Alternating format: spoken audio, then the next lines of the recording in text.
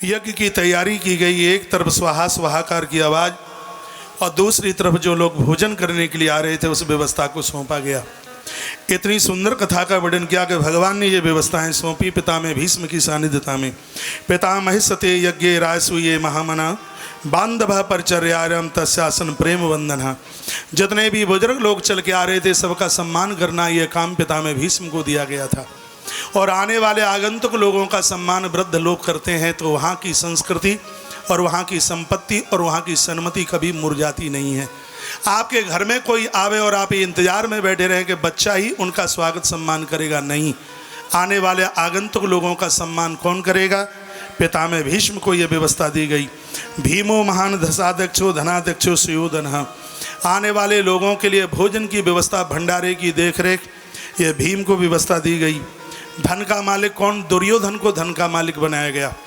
इसके लिए नकुल और सहदेव ने कहा, हे भगवान, आपने निर्णय दिया है कि खजाने का मालिक दुर्योधन होना चाहिए। ये बात हमें अच्छी नहीं लगी।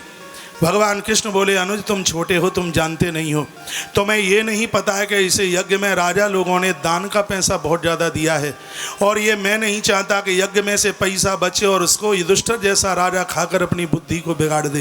ये धर्म का पैसा, ये दान में दिया गया पैसा इस यज्ञ में इकट्ठा हुआ है और इस यज्ञ में से पैसा जरूर बचेगा और ये पैसा यदि मेरे पांडवों ने खाया तो इनकी बुद्धि बौखला जाएगी। इसलिए मैं इसकी जवाबदारी पांडवों को नहीं, इसका मालिक मैं दुर्योधन को बनाता हूँ। इसलिए दुर्योधन को खजाने का मालिक बनाया गया। उसके तत्पश्चात सहदेवस्त पूजायाम नकुलो द्रव्य साधने, पूजा की सामग्रियों को लाना ये काम नकुल का काम था। पूजा की व्यवस्था करना ये काम सहदेव का था। गुरु शुश्रूषणम जिष्णु कृष्णो पादव से बने जने। बहुत ध्यान से सुनिएगा, जितने भी संत गुरुजन महापुरुष चल करके आएंगे उनके चरण धोएगा कौन? उनकी अगवानी करेगा। ये कार्य पार्थ अर्जुन को दिया गया। जितने भी और जन चल करके आएंगे सबके चरणों की, महाराज सबके चरणों को धोना और लोगों की जूठली पत्थरें उठाना, ये भगवान श्री कृष्ण ने ये सेवा अपने हाथ में संभाली। परिवेशेण द्रौपदजा करणे दाने महामना। जितने भी लोग, जितनी भी देवियां वहाँ भोजन करने के लिए आवेंगी उनको भोजन कौन करावेगा? 10,000 स्त्रियों की मालकिन द्रौपदी बनाई गई। सुखदेव भगवान कहते हैं, हे परीक्षित, घर में से यदि कोई नारी भूखी जाती है तो उसका दोष नारी वर्ग को लगता है। बड़ी बड़ी शादियाँ, अनुष्ठान, आयोजन होते हैं, बहुत भारी भीड़ होती है, उसमें देवियां भी चल के आती हैं। श्रीमद् भागवत जी के 10वें स्कंद के 74 अध्याय के श्लोक नंबर 56 में भगवान सुखदेव बड़ा सुंदर वर्णन करते हैं। जिस घर से स्त्रियां भूखी चली जाएं उसका दोष उस घर की नारी को लगता है। प्राय ऐसा होता है कि बड़े बड़े फंक्शनों में देवियां अपने पियर से आने वाली अपनी भाभी से बात करती रहती हैं, अपनी बहन से बातें करती रहती हैं। घर में कौन आ रहा है, कौन जा रहा है, इसकी उसे कोई भी फिक्र नहीं होती। यदि किसी नारी ने हजारों गायों का दान भी करके पुण्य प्राप्त किया होगा, हे परीक्षित, यदि इन यज्ञ और अनुष्ठानों में घर से यदि कोई नारी भूखी चली गई तो उसका पूरा का पूरा दोष उस घर की गृहिणी को लगता है। इसलिए देवियों के भोजन की संपूर्ण व्यवस्था 10,000 स्त्रियों को संग लेकर के ये माता द्रौपदी ने व्यवस्था संभाली, जिसने किसी भी नारी वर्ग को भूखा नहीं जाने दिया। पंचों कथा समझ में आ रही है? हम यूं ही चिल्ला रहे हैं।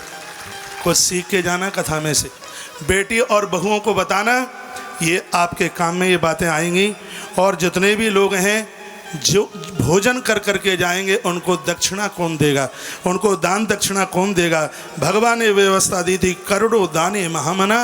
ये व्यवस्था कर्ण के हाथ में सौंपी गई। यज्ञ बहुत विशाल रूप से पूरा हुआ और जब कर्ण ने अपनी तरफ से पैसा दिया तो युधिष्ठिर ने कर्ण को पैसा वापस करने के लिए कहा तो कर्ण की आंख में आंसू आ गए। कर्ण रो पड़ा, कहा, मुझे इतना तुच्छ तो मत समझो, मैं जानता हूँ मैं सूत पुत्र हूँ, लेकिन हे राजन मैं इतना तो गिरा नहीं हूँ कि लोगों को दक्षिणा बांटी है और उस पैसे को तुम आप वापस कर रहे हो। मुझे बिल्कुल नहीं चाहिए। कर्ण ने इस यज्ञ में जो दक्षिणा बांटी थी, इस दक्षिणा का ही प्रभाव था कि कर्ण का अंतिम संस्कार भगवान गोविंद के हाथ से हुआ था। इस कथा में बहुत कुछ बातें सीखने को मिलती हैं। एक तो कोई साधु ब्राह्मण आपके घर आता है, भोजन करके वो बिना दक्षिणा के न जावे, क्योंकि बिना दक्षिणा के भोजन की फलश्रुति पूरी नहीं है। और दूसरी बात यह है कि कहीं किसी मंदिर में आप गए, आपसे कुछ पैसा लेकर किसी ने मंदिर में चढ़ाया और उसके पास नहीं है, आपसे से लेके चढ़ा दिया और बाद में वो आपको देता है तो आप मत लीजिए, अपना भाग्य समझिए कि मेरा सौभाग्य है कि इस मंदिर के भगवान को मेरी ही रोकड़ पसंद आई, वो वापस देता है तो उसको वापस मत लीजिए। कह दीजिए भैया तुमने चढ़ाया कि मैंने चढ़ाया, बात तो एक ही है। ताली मरी मराई बजी है, इसका मतलब है आप प्यासे हैं तो पानी पी लो। उसके तत्पश्चात सुदामा चरित्र और 11वें स्कंद की कथा। और यदि आज की अब ये 1.5-2 घंटे की कथा आपने छोड़ दी तो समझ लो कि 50 तोले का हार कट गया। घर के काम धाम भैंस को सानी सूनी देने के लिए बहुत तुम्हें मौका मिलेगा, लेकिन दास के मुंह से कथा सुनने का ये मौका मिल नहीं पाएगा। इसलिए 1.5 से 2 घंटे की कथा चलने वाली सुदामा चरित्र और विस्तार पूर्वक 11वां स्कंद, इस कथा को जरूर आप सुनिएगा। आपका बहुत बहुत धन्यवाद, इसलिए कि 3:30 बजे तक बिना हिले आप बैठे रहे। बोलिए भक्तवत्सल भगवान की।